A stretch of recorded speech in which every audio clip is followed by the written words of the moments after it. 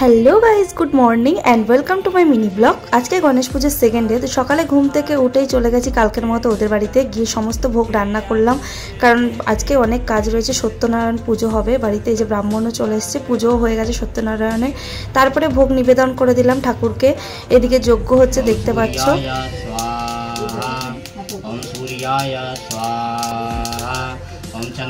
ব্রাহ্মণ পুজো করে চলে গেছে, আর এদিকে আমি আমাদের ভাজিগুলো করে নিচ্ছি আমরা খাবো বলে। তারপরে খেয়ে নিলাম। খাওয়া দাওয়ার পরে ওই যে ও এসছে, ওকেও খেতে দিয়ে দিয়েছি।